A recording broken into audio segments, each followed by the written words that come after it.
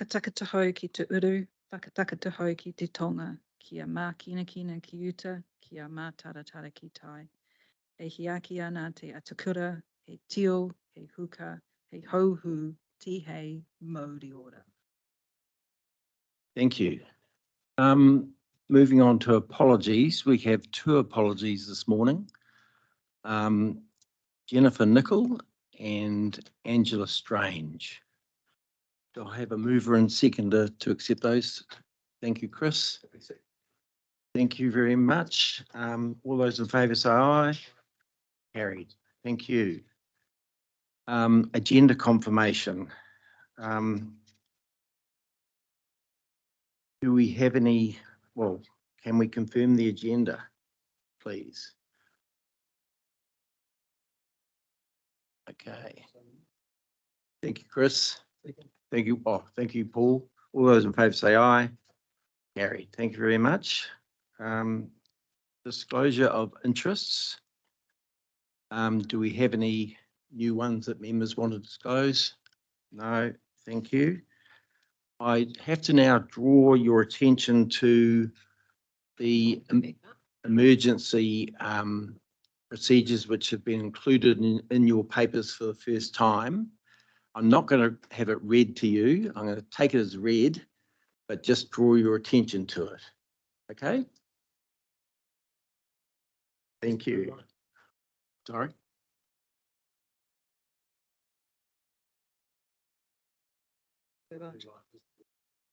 Blue light's just out in the corridor here. If you did walk out in the corridor and saw the blue light flashing, that's what it's. Actually works. Which brings us to the minutes of our last meeting on the 20th of September. Do we have a mover and second? Well, do we have any issues or corrections that people want to raise with those minutes? I'll take that as a no. Can we have a mover or seconder to move those meetings as being a correct record of those meetings? Thank you, Paul. Thank you, Chris. All those in favour say aye. Against, carried. Thank you. Just that was covering both sets of minutes, even though the PX minutes are not in your pack.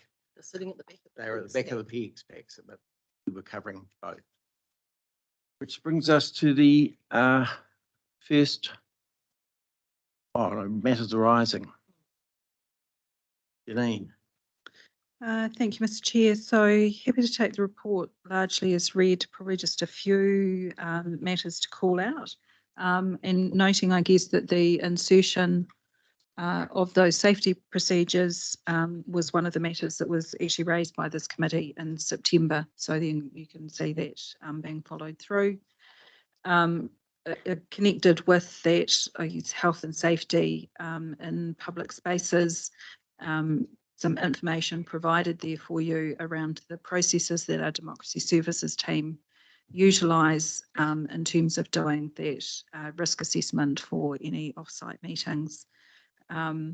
Training that's available around personal security is also noted there, with a lot of that provided through Arcona and available for elected members as well. Other point to note from a health and safety perspective, so the question was asked around whether there were any changes needed to council's policies or procedures following the Whakaari White Island court case. There is work underway by the health and safety team to review our due diligence plan in light of that, just to confirm whether there is any further action that's needed there. Those are probably just a couple of key highlights to call out from there, but happy to take any questions. Any questions? Chris?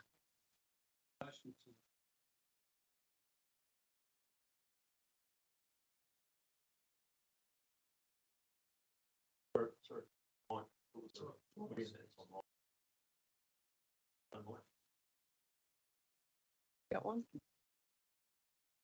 True.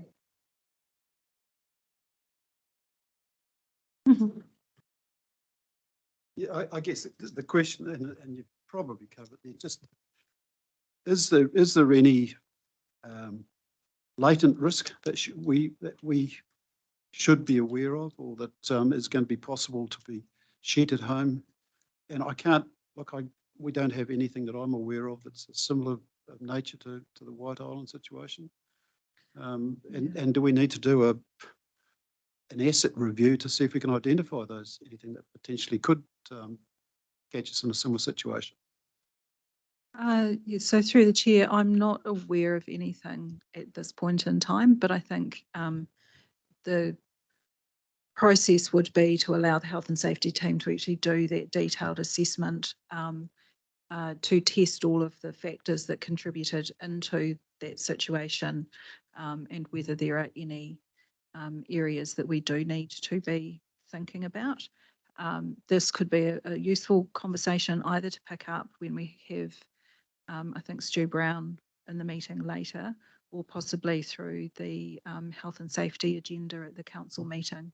I'd prefer that probably the experts in the field have the opportunity to respond to that and take on board feedback from councillors, and they can advise appropriately.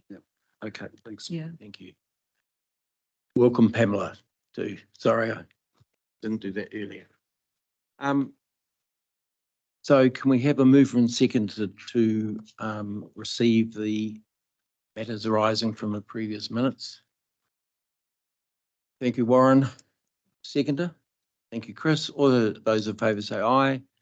Against, carried. Thank you very much. Moving on now to risk management activity. You again, Janine. Yeah, thank you, Mr. Chair. I'll get Tracy to actually join us at the table to talk about probably if we talk about the risk landscape, I guess the new government and impacts of that. But Tracy's also provided the information in response to a question from Paul around the impacts or responsibilities around coastal retreat and climate resilience. So thanks, Tracy. Morning, members of the committee. So as Janine said, I guess if I take you to well, what begins on paragraph 6 of the report on page 19, we do have a new coalition government that has signed a number of agreements too that have given us a bit of a steer in terms of what that may mean for our business. So, and I just fell off. Cool. I'll talk and log on at the same time. So a lot has been said over the last couple of weeks, and there's a lot that hasn't been said really, but there's an awful lot of noise in the media leading up to the coalition agreements about what could or couldn't be in them, what that might or might not mean. So what we did is we went through a bit of a process for our elected members so that we could help them kind of understand just what is the amount of information we're all trying to get through and understand and make sense of it. So what we did do is a presentation to council. I think it was only last week. We've also given a similar presentation to staff last week because obviously staff are curious and want to know what's happened. The way that we gave this presentation to council is to look at four main points. I mean, the signals for us to note as a public service entity. There's some matters that have an influence on our environment and some matters that have a direct implication on our business. Now, councillors will be pleased to know I'm not going to trudge through all this again, but rather cut to the chase. I've given Graham and Paul a copy of the presentation that councillors were given, but I think if we just travel to some parts. So the direct implications on our business. So what we've done is we've said, look, these are what we've heard. we don't know yet some of the detail. We know there's work underway at the moment. Last week we heard that the repeal of the two primary resource management bits of legislation will be introduced into the House the week of the 18th. We've also heard that folk at Ministry for the Environment are trying to get some notes on clarity out to all regional councils, because of course we're not the only regional council in this boat, prior to Christmas, just to help us understand and to give some consistent messaging. There are a number of other matters. I guess the key one for council and the key one for this committee is being that there's an item later on in the agenda, and it's on the topic of the key projects reference group, is the freshwater policy review.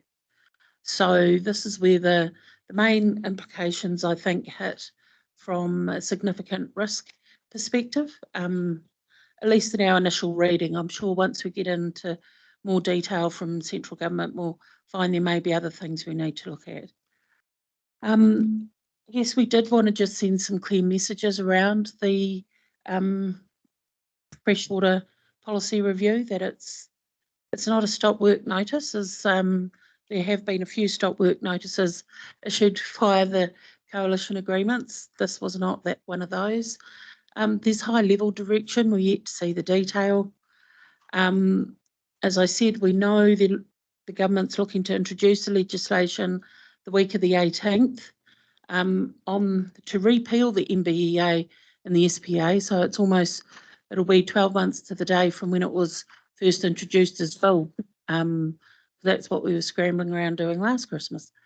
But the government is also very aware that there are some intricacies that they need to look at, those matters that were implemented on day one. And some of those matters bump into our compliance, monitoring and enforcement part of council. So it's very important that government looks at those first. And then that they need to take their time to understand really what the good bits are that they are wanting to keep.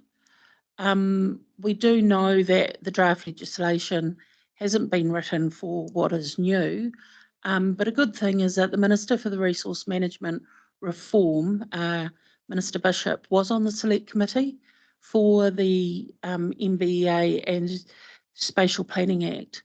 In the preambles to the second reading of that bill, I had a look at the matters that the National Party then raised when they were in opposition, and a lot of them were matters that were reflected in our own submission. So one of the key messages I guess we wanted to send to both councillors and to staff is we're not frightened by this. There's a lot in there that is going to be beneficial and opportunistic for us. What it means for the review is how all the moving parts fit together and how the sequencing occurs is critical. The pace of change will determine the rescope of the project. The issues that occurred that necessitated the policy review actually didn't stop because of the coalition agreements. They actually are still there. The good work that we've done will not go to waste. It is foundational, and a lot of it will still, I would suggest at least 80% of it will still be of relevance. What comes out of the policy machine at the end might look a little bit different. We've begun to recast the project. What we have done, and the team and I have sat down, had a look at what we've achieved to date for each of the 5 work streams of engagement, policy development, social and economic science, science and spatial information, where we are at, where we had planned to get to and what should be continued or paused, what matters actually now that we've got more time than what we had, we can take a more considered approach and have a few more conversations than we're going to have. Some scenarios about a what next. And we've also started to look at some risks and what some risks may be imposed to the project. Haven't quite got to the stage of mitigations yet, but at least we've just stopped and said, look, we can't continue on the trajectory we were continuing on. We don't know enough yet to give anybody any clarity of what that change might look like, but we are reading the tea leaves. Would like to give the committee comfort that actually we read the tea leaves pretty well midway through the year, and we've always signalled that we weren't going to produce a half-baked scone just to meet legislation. So what we have also done, and this writing is very small, but Paul and Graham, you've also got it. It's probably as small as what I printed out for you, but we will send the PDF around so you've got it. And councillors, this is an update from what you saw last week, and it is what we are constantly updating. So immediate by Christmas, everything of a new government. So we know some of the new MPs, some of the new ministers are really just understanding the machinery of government. I'd ask the councillors to think that our new councillors to think back to this time last year when you were trying to understand the machinery of local government and didn't quite know which way's up. I dare say there's a fair chunk of our new government that is in the same boat. The Minister for Regulation has been established. That is Minister Seymour. We know that there are directions being issued for the public sector. I guess I would like to point out for our independent members, a point that I did make to our councillors last week was that while we can take the signals for the public sector and while we are a delivery arm of central government, we're accountable to our ratepayers. So there is a delicate balance there that we need to manage and walk. There's the immediate stop work on Three Waters and that repeal of the MBA and the SPA in the House the week of the 18th. The 100-day plan, so many of you would have seen the 49 points of the 100-day plan. So I've distilled those that we have more clarity. And then what I've called 3 to 6 months and beyond. Noting that the MPS FM was not mentioned in the 49 points that were published. So there's going to be a period of uncertainty, and I think that'll actually be when our biggest risks are created around losing momentum with engagement, particularly with iwi, when it's been so hard fought to get those relationships formed, particularly with some of our sectors who have been amazingly constructive, and I can understand that, you know, time is precious and they will want direction before they participate with us. Key staff and some of our key contractors. So it is somewhat precarious. We are taking a very prudent approach. Some of the messages that our councillors gave us last week, I think were really good, and we conveyed these to our staff last week, both Chief Executive and myself. Really, I guess I would just say we are taking an incredibly prudent and cautious approach. Janine will be leading councillors through a first flush of the LTP and what this may mean next week, supported by the exec. We're mindful of it. We're not derailing. We're not letting it derail either our work programs or our staff. We have also had a look at the provisions in regard to employment law and what they may mean for us as well, and that's been led through people and capability. There are one or two things there that we think may be beneficial, such as the rights of contractors and that thorny old issue of when is a contractor and not an employee. So that's probably the one that we're getting our head around, but looks like it will be beneficial. And I will pass over to Chris to see if there's any matters that Chris would like to highlight.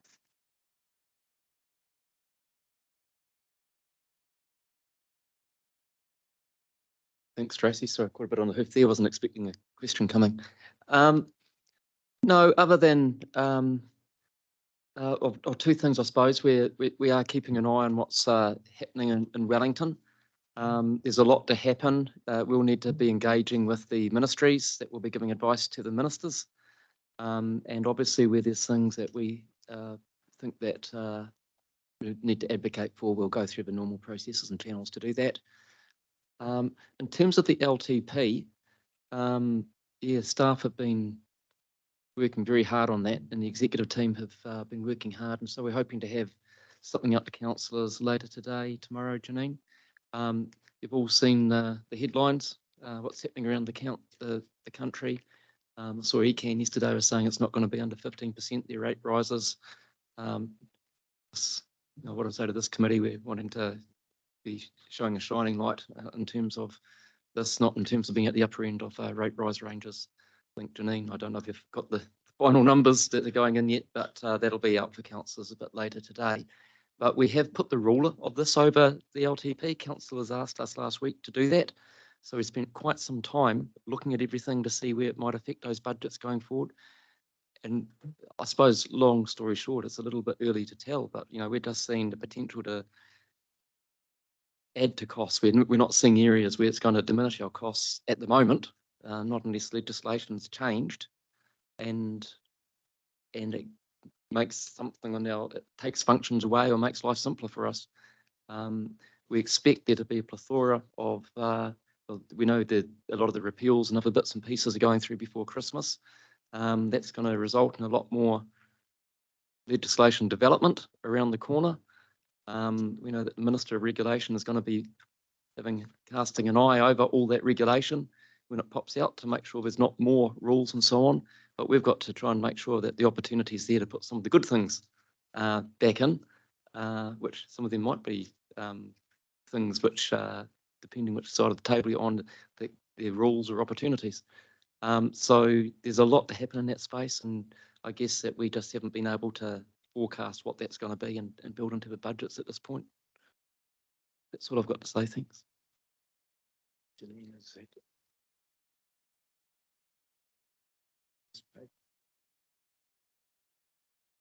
Questions or? Yes, the other topic that's in there that Tracy had provided was around that coastal retreat and climate resilience. So if there's a couple of lights there, maybe elected members on this topic.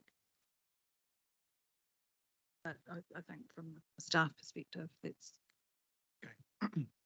We'll move to questions. Warren, do you have a question? Yeah, just briefly, and you may be coming to it with the coastal adaptation. Is there anything? Have we heard any indications around the Climate Adaptation Act that was proposed? That was sitting in the background. So the only information I have heard is that the coalition is committed to responding to climate resilience in a positive manner. What that looks like, we don't know, but there was a total upheaval of initiatives. I think the coalition agreements point to that, and that the focus on reviewing the two pieces of legislation, re-looking at the RMA, some of what the government may be looking to achieve may be incorporated in those reviews. So there may not be a separate act, but again, that is yet to be confirmed. Do we have work streams affected through that at the moment? Not directly, Not no. directly. Okay. Thank you. Chris. Oh, thank you, Mr. Chair. Tracy, just an observation. You made mention that the directives issued by the government in relation to changes in activities by the public service may not necessarily apply to local bodies. Well, I'd just like to suggest that while the taxpayers are represented in government, we're here to represent ratepayers, and ratepayers are also taxpayers. So I'm suggesting that the directives that have been applied to the public service should equally apply to local bodies and territorial authorities. If I can just direct through the chair, we are by no means ignoring them. I guess what I was indicating there is that the government gets the ability to directly tell their ministries what to do. They don't get the ability to tell us directly what to do. It would be at our peril to ignore those signals, and we are not ignoring those signals at all. Also, I should say in regard to the freshwater review, we are going through each of our contracts with a fine-tooth comb, to understand, what is still what we had intended to let, what we're not intending to let anymore. All those signals that are coming through from government, while they can't directly say, you shall local government, we are very much taking them on board. And I know there's a red light to my left. Oh, Chris? Through Mr. Chair, the only thing I'd add to that is there is a risk in the decentralisation of the public service in Wellington. It actually will kick things down the road. And there's a lot of talk about regionalism in the central government at the moment. I rather suspect that we just might need to prepare for the central government with a lot of reform on their hands needing assistance if they've got less centralised public service to do it, and perhaps devolution of some matters. But that's, again, it's too early. It's something we're just keeping an eye on. Thank you. So, we've had the Mayor of Auckland go to the government and say, look, here's my vision, sort of give me more power just to get on with it, and perhaps more money as well. And it's not necessarily been not received well. So is there a sort of a prospect of a Waikato deal that will say, well, we're here to look after the Waikato, so just let us get on with it and give us more power, perhaps give us some GST with some more money or whatever we need? Or is that not in sort of mind?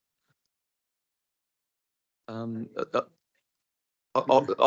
maybe I'll start off, and you might like to, through Mr. Chair, our Chairman of Council might like to add some comments. It's kind of something that needs to evolve through the mayoral forum, because there's a lot of local government in this region. Auckland, fortunately, has one piece of local government. They also have an Auckland Policy Office, which has direct links into a Minister of Auckland in central government. So they've kind of got a unique position where they can flex a bit more muscle around that space. But it is something which has been considered, because the government has talked about city deals and you've talked about regional deals. And it's something that we are thinking about. It would be easy to be caught in the, I was going to say rabbit hole, but I won't say rabbit hole. And we need to fix a whole lot of stuff now. We need to fix through waters. We need to fix the potholes on the roads and everything, without thinking, actually, what do we need to be doing for the future and being resilient for the future? I was just going to comment on the climate adaptation, the last question that Councillor Marr asked. I do understand that the government is still very keen on helping make communities resilient and adapting for the future. And I've even heard, I think, Shane Jones on the radio talking about trying to help protect and help resilience in communities through the Regional Infrastructure Fund. That's another thing that might be an opportunity going forward. But there's a mayoral forum discussions kind of needing to be had and just in its infancy. I just wonder if you'd like to speak more. Sure. As Chris is saying, there's a number of conversations happening around the mayoral forum. There are a lot of entities represented around that table. There are 12 who sit there, and so you can imagine some of the challenges of getting some cohesion and collective direction in that. We have made, I believe that Chris and I have been able to make some great strides just socializing the notion of regional spatial planning, which is essentially what these deals represent, right? It's where a collective comes together and says that for the good of a much larger population, here's some solid planning about what is the infrastructure we need. We have really well-developed conversations in that space in Future Proof. I suppose what I'm always advocating for is ensuring that when we talk about the region, we talk about the region as a whole. Because yes, I recognize that in the future-proof area, that's where the vast majority of our population is probably going to settle, and we do need to have robust planning decisions around accommodating that growth. We also recognize that there are other parts of our region that need adequate infrastructure and consideration in our whatever packages we might bring together. I think that some parts of our TA partner, or some of our TA partners are well mature in the way they might approach central government and are well resourced in that. I think that from the regional council perspective, we have a job to represent this region as a whole, and I think that that's something that we need to be quite focused on. I think that the other thing, this is just personal reflection. I think that the thing we need to be cognizant of is the city deals, the regional deals that are being modeled off of overseas. We need to look at how successful those have been with a real honest lens. Because I think that if you look at some of them, there is still elements where central government will go, well, we'll fund that bit and that bit right there. The rest of it, you still have to magic out of your ratepayer funding base. And we need to be cognizant of how a commitment in one space doesn't necessarily bring the whole thing together for the collective good. So I suppose that's what Chris and I really try to stay across. Yeah, so just some comments there. I'd just like to make an observation again. The model that Paul's alluded to, being the unitary governance model, it has significant advantages, and you've heard the reasons why from both our CE and our chair as to why nothing will happen in this region. And I'm not being critical of the people in this region, but it's just a frustration of being able to get people to have a collective voice to represent us in Wellington. And it is a real weakness of our system and a strength of the unitary governance system, as I can see it. I think, sorry, Mr. Chair, just I don't necessarily think it's a reflection of the individuals. I think it is a reflection of the sheer complexity of this region. This region being the fourth largest region, having the highest concentration of local government entities represented, as well as the highest concentration of various iwi and hapu representation. It is an enormously complex region, and there is no easy fix in that, but we're working on it. Thank you. Tracy, do you have anything that you wish to add? Not on that topic. No. Okay. Can I have a mover and seconder then to receive this report, please? Thank you, Chris. Thank you, Paul. All those in favour say aye. Against? Carried. Thank you very much. Which brings us to item 9, external audit activity update. And I see Clarence and Jay have just joined us. So would you like to join us at the table, please?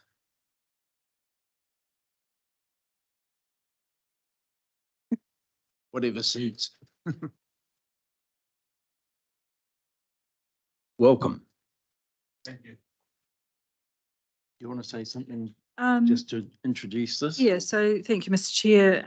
What we've provided for you is the management report based on the completion of the 22-23 annual report. As noted, this was adopted at an emergency council meeting on the 31st of October to ensure that we complied with the provisions of the Local Government Act. I think as members of this committee will be well aware, one of the major matters that we had to contend with through this annual report was the revaluation of our infrastructure assets. And we have a report later in the agenda around some of the lessons learned through that process this time. So that was really the key contributor that sort of dragged timelines out to that 31st of October deadline. I have acknowledged in the report and would like to acknowledge here, I guess, the work of the local audit team and Clarence and Jay and the pragmatism with which they actually worked with us to address those issues.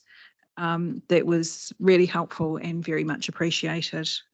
So I'd just like to formally acknowledge that through the committee as well. The report is there. I think the matters that are raised are generally of a pretty minor nature. We have provided management responses to those. In most cases, agreeing with the recommendations that have been made in terms of just continuous improvement of our processes. But yeah, very happy to recommend the report to the committee. Thank you. Clarence, do you want to say anything in support of your document? Thank you, Mr. Chair, and good morning, councillors. Yes, I just also want to say, I mean, I take it as read. The 6 new items that we raised are all pretty minor, nothing major there. I think the big thing that we want to focus on is the revaluations, and when we do the revaluations, to try and get that done a bit earlier, and that was acknowledged by management as well. But the audit process, I think, was managed really well on everybody's side. It was very pressured, but we got there in the end. So I just wanted to thank management for that as well. Do any committee members have any questions for Clarence? Chris? With my bean counter hat on, can I ask, in terms of the cost of service delivery this year, as against last year and the projections going forward, is that going to have any impact on our audit fees that we'll be considering in the budget? To you, Mr. Chair, and thanks for that question. Yes, so we did agree that we will have an open book discussion after this. Clearly, we have to identify exactly how much extra time we spend on the revaluations. That's not necessarily, hopefully, going to be a continuous issue. So we'll deal with that part separately.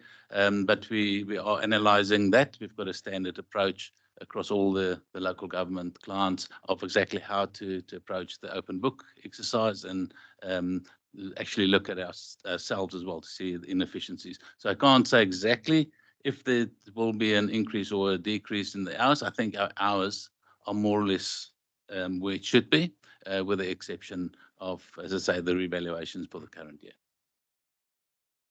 Thank you, Clarence. I understand this is a 3-year project. So the revaluation is a 3-year project. So you've identified the costs of the revaluation, which is a separate item, and that would be reflected in the ongoing fees, which will obviously not include a revaluation in the subsequent 2 years. So thank you. Clarence, I would be very interested in seeing the approach you're going to use to determine what the normalised fee is going to be, because I would like to see, I've got some concerns about the open book process, that wasted time could just creep into the budget as the new normal. Thank you, Mr. Chair. And yes, and I think that's exactly why we do want to have the open book exercise. Also, we have to acknowledge if we have changes in our team. And yes, we are a training organisation, and we don't always pass on all the costs, which makes sense because we are training our staff up. But there's a cost of delivering the service, which we need to be cognizant of, and actually not making a profit on it, but at least breaking even on that. Thank you. Gee, wastage is a hard word. It could be perhaps over auditing or the scope and scale of some of the workers we have to work together. And I'm sure in the valuation we're going to have an interesting discussion later. Yes. No, some of the increases in hours have been so significant that it can only be wastage or poor management. So I stand by my earlier comment. I'm conscious that we have not had committee-only time. Happy to. I just wondered, Clarence, have you got anything that you would like to raise in committee-only time, or do any members have any items that they'd like to have a committee-only session with the auditors while they're here?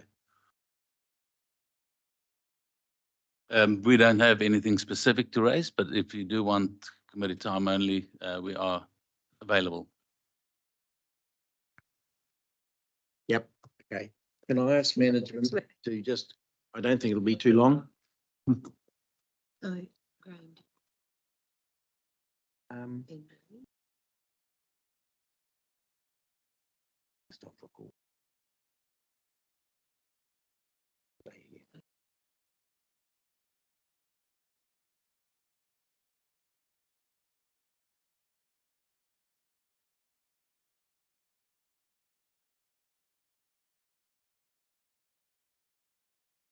the people.